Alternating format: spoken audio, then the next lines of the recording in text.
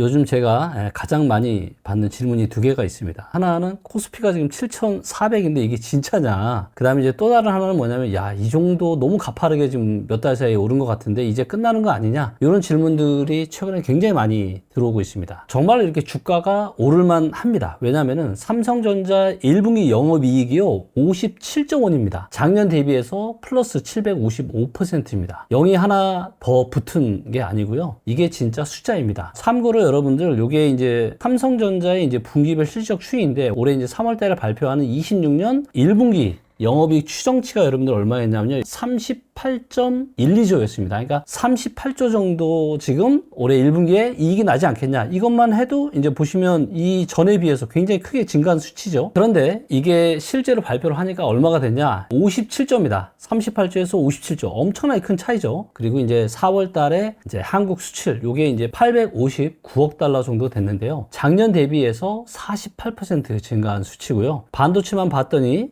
무려 173.5%가 증가를 했고요. 13개월 연속 지금 사상 최고입니다. 이런 숫자는요, 살면서 어떻게 보면 한 번도 지금 본 적이 없는 정말 어마어마한 숫자인 것 같습니다. 그런데 이제 사람들 마음이 좀 그렇죠. 너무 급하게 오른 거 아니냐? 그래서 이제 조만간 이거 빠지는 거 아니냐? 이런 얘기를 심심치 않게 지금 하고 있고, 그러다 보니까 지금 정도 주가에서 또 인버스에 투자하는 이런 분들도 굉장히 많다고 합니다. 그런데 일주일 전에요, SK그룹 최태원 회장님이 국회에서 직접 강연을 하셨습니다. 근데 거기에서 회장이 직접 한마디 하셨습니다. 공급을 늘리고 싶은데 늘리려고 해도 전기, 그리고 땅, 물, 장비 어느 것 하나 빨리 늘릴 수가 없다라는 거예요. 그래서 저는 바로 이 한 문장이 모든 걸 설명한다라고 생각을 합니다. 오늘 영상에서는요, 과연 지금 이 반도체의 AI의 엄청난 이 버블, 이게 과연 이 끝의 신호인지 아니면 우리가 한 번도 가보지 못한 사이클의 시작인지 진짜 데이터로 풀어보도록 하겠습니다. 그리고 마지막에는 수출 관련한 데이터 대시보드를 좀 가지고요, 또 매주 어떻게 직접 추적을 할 수 있는지도 보여드리도록 하겠습니다. 그런데 여기서 잠깐 말씀을 좀 드리면, 아니 왜 김기호는 부동산 빅데이터 전문가인데 왜 갑자기 주식 얘기를 하느냐, 아마 이런 생각이 드실 수도 있을 것 같아요. 당연히 정당한 질문이라고 생각합니다. 짧게 답을 좀 드려보도록 할게요. 저는 10년 넘게 제가 부동산을 데이터로 이렇게 봐온 사람입니다. 그리고 그 시간 동안 제가 한 가지를 깨달았습니다. 부동산 사이클을 정확하게 읽으려면 뭐가 필요하냐? 바로 주식에 대한 사이클을 빼놓을 수가 없다라는 거죠. 보통 우리가 부동산은 부동산이고 주식은 주식이다라고 생각을 하시잖아요. 하지만 데이터가 이야기하는 바는 완전히 다릅니다. 기본적으로 우리가 주가가 오른다라고 하는 것은 당연히 경제가 좋아진다라는 뜻이거든요. 자산효과라는 또 통로를 통해서 가계 소비에 닿고 결국에는 또 부동산으로 일부 자금은 흘러가게 되어 있습니다. 예를 들어서 삼성전자나 하이닉스 직원분들은 뭐 엄청난 억대의 보너스를 받고 또 여기에 투자하셨던 분들도 수익이 나니까 이게 당연히 가계 소비의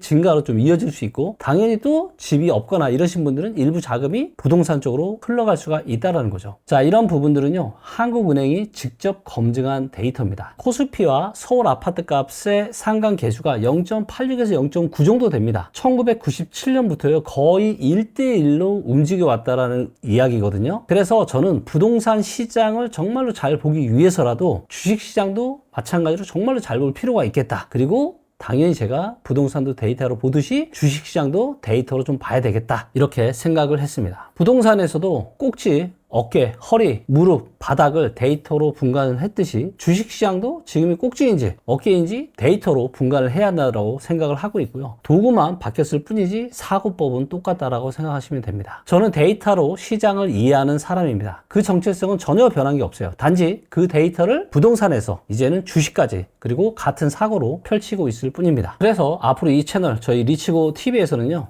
데이터로 부동산 시장과 주식시장을 같은 언어로 푸는 이런 채널로 성장하게 될 예정입니다. 먼저 우리가 한 번도 가보지 못한 숫자들, 이 충격을 저희가 인정할 필요가 있다라고 생각합니다. 먼저 데이터를 좀 보여드리면요, 요게 이제 한국의 코스피입니다. 그래서 장이 끝나진 않았지만 5월 6일까지 종합주가 지수가 올해 얼마가 올랐냐? 75.4%가 올랐습니다. 여러분들 무슨 폭등한 주식이 아니고요, 그냥 한국의 종합주가 지수가 촬영 날짜 오늘까지 75%가 넘게 올랐다는 얘기예요. 나스닥이 이제 9% 안 되게 올랐고요. 그리고 S&P도 한 6% 정도 올랐습니다. 그래서 보시는 것처럼 주요 주식시장에 비해서 한국의 코스피 코스피가 어때요? 정말 엄청나죠? 역대급입니다. 이런 일이요, 인생에 있었을까 싶을 정도로 정말 엄청난 지금 상승이 나타나고 있는 걸 여러분들이 확인해 보실 수 있으실 겁니다. 놀라움 자체는 우리가 인정을 좀 하고 가자라는 거죠. 1년 만에 지금 한국 주식시장의 시가총액이 3배 가까이 증가를 했습니다. 또한 영국을 제치고 세계 8위 자본시장으로 올라섰습니다. 그래서 우리 부모님 세대까지 거슬러 올라가도 본 적 없는 사이클인 것 같습니다. 그리고 이 영상을 찍는 이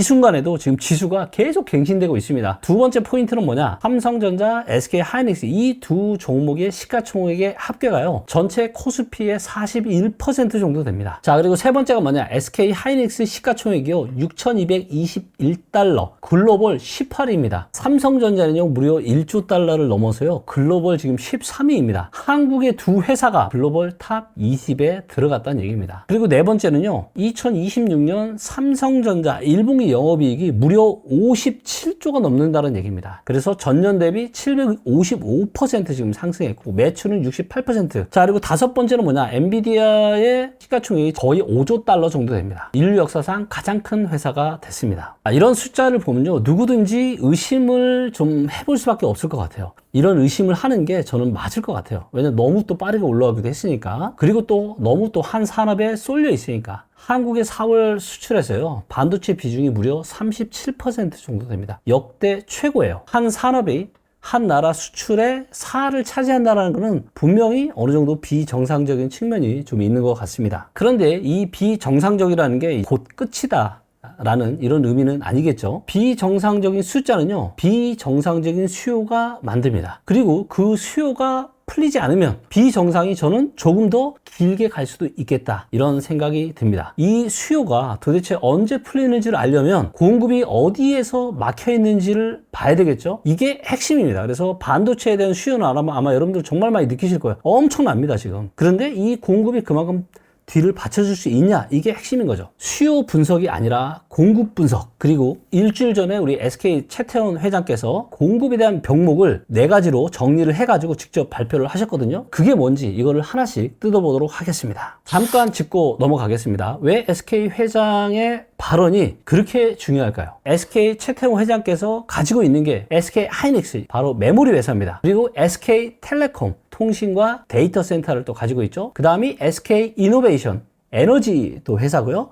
그 다음에 SK가스, 전력도 가지고 있습니다. AI와 관련된 인프라의 거의 모든 레이어를 동시에 갖고 있는 분이 바로 SK 최태원 회장님이시다. 전 세계에 사실 이런 AI 관련한 거의 모든 레이어를 동시에 갖고 있는 이런 그룹은 손에 꼽힐 정도입니다. 그러니까 최태원 회장이 공급이 부족하다라고 직접 말할 정도면 그건 시장 분석가의 추측이 아니다라는 겁니다. 공장 안에서 직접 본 사람의 1차 자료라는 겁니다. 그리고 회장이 한국 국회에서 강연을 한 거잖아요. 솔직히 줄 메모리가 없을 정도다. 자동차 회사 사장님들이 최태원 회장에게 직접 메모리 좀 달라고 매달리는 상황이다라고 합니다. 이 정도까지 공식 석상에서 이야기를 했다는 건요, 우리가 보는 컨센서스보다 실제 공급의 부족이 더 심하다는 뜻입니다. 최태원 회장이 뭐라 그러냐? 공급을 늘리는 게 쉽지가 않다. 우리도 빨리 공급 늘리고 싶지만 이 4가지 때문에 우리가 공급을 늘리기가 쉽지가 않다라고 하면서 이 4가지에 대해서 직접 정리를 해줬거든요. 하나씩 자세하게 설명을 좀 드려보면요, 첫 번째 병목이 뭐냐? 공급을 늘려야 되는데 여기에 4가지 병목이 있다고 하는 겁니다. 첫 번째 병목이 전기라고 하는 겁니다. 전기. AI 데이터 센터 1GW를 짓는데 원전 1.4기 분량의 전력이 필요하다고 합니다. 비용은 500억 달러 정도 한다고 합니다. 1GW가요. 글로벌하게 연간 10에서 20GW가 새로 필요하다고 합니다. 한국 전체 데이터 센터 용량이요, 겨우 1GW 미만이라고 합니다. 그것도 AI 활용은 5% 미만. 우리는 거의 0에서 지금 시작하는 거죠. 트럼프가 미국에서 뭐라고 했냐? 빅테크 회사가 알아서 발전소 짓고 써라, 이런 얘기를 한 거예요. 정부가 지금 못 따라가니까 회사들이 지금 직접 하라고 지금 이야기를 한 거죠. 마이크로소프트가 지금 원전 회사를 인수하고, 구글이 SMR, 소형 모듈 원전 투자를 또 하고, 메타가 천연가스 발전소를 지금 짓고 있습니다. 회사들이 직접 지금 발전소를 짓는 이런 시대가 됐다라는 거죠. 그래서 지금 전기를 늘려야 되는데 그만큼 지금 늘리기가 쉽지 않다라고 하는 상황입니다. 자, 그래서 이 병목이 풀리려면 전 세계가 발전소를 지금 충분하게 짓고 송전망, 배전망이 지금 다 깔려야 됩니다. 자, 그런데 이게 6개월? 절대 아니라는 거예요. 최소한 3에서 5년 정도가 걸린다고 합니다. 두 번째 병목이 뭐냐? 땅입니다. 1기가와트 데이터 센터 하나 짓는데요. 수십만 평의 부지가 필요하다고 합니다. 전기 공급하는 데서 가까이 있어야 되고요. 통신 백본 근처에 있어야 되고요. 물 공급이 또 가능한 곳이어야 합니다. 그런데 이런 땅은 굉장히 한정되어 있죠. 그래서 글로벌하게 미국 버지니아 데이터 센터 LA에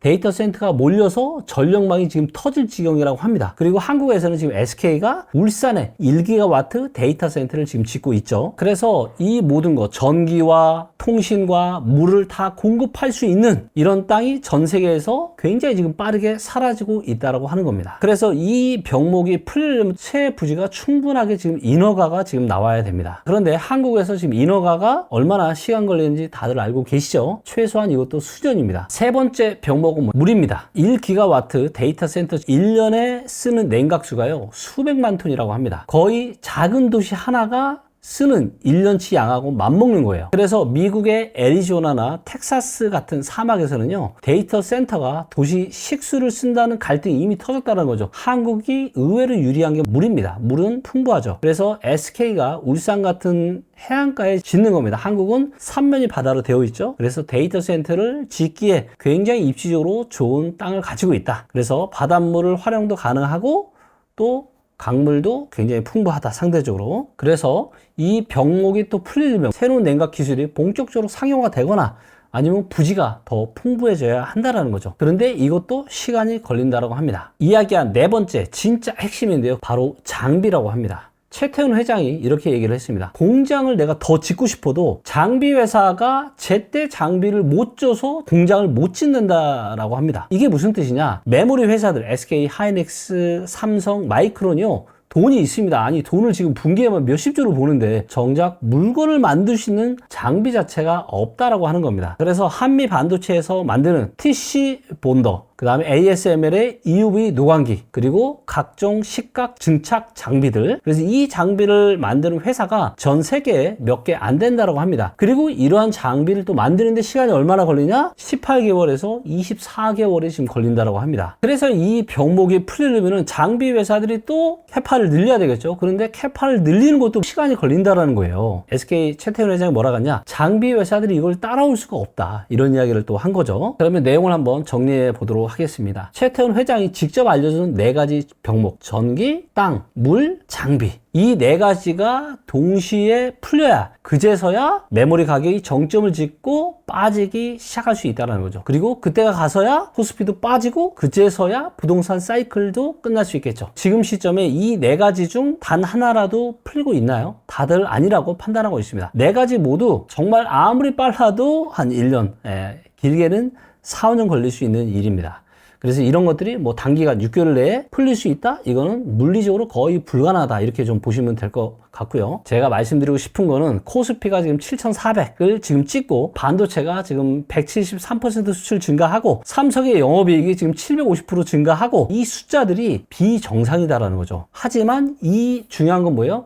이 비정상이 공급에 대한 병목이 지금 네 가지나 걸려있기 때문에 이게 바로 끝나지 않는다라고 하는 겁니다. 그러면 진짜 끝에 신호가 언제 오는지를 어떻게 알 수가 있을까요? 그 답의 상당수는 이제 한국 수출 데이터에 있다라고 생각합니다. 한국 반도체 수출이 결국에는 글로벌 AI 인프라 수요의 가장 빠른 선행 지표이기 때문입니다. 빅테크가 데이터 센터를 지으려면 당연히 HBM이 필요하고 한국에서 나오죠. 그래서 그 출하량이 관세청 수출 데이터에 매주 잡힙니다. 연준 데이터보다도 빠르고 미국 빅테크 분기 실적보다 빠른 게 뭐예요? 그게 바로 수출 데이터라고 생각을 합니다. 수출 데이터를 한번 만들어 봤고요. 같이 한번 보시죠. 한국의 수출 데이터가 정말 어마어마하죠. 특히 이제 파란색이 수출이고 빨간색이 수입인데 수출이 이제 기하급수적으로 올라가고 있는데, 자, 이 중에서 중요한 거는 뭐예요? 반도체를 한번 보도록 하겠습니다. 반도체 메모리 보겠습니다. 와, 보이시죠? 한 2023년 1월 달을 저점으로, 최근에는 25년 1월 달을 저점으로 반도체 수출이 특히 이제 지금 최근 들어서 요게 가팔라지기 시작한 게 작년 말부터죠. 기하급수적으로 지금 반도체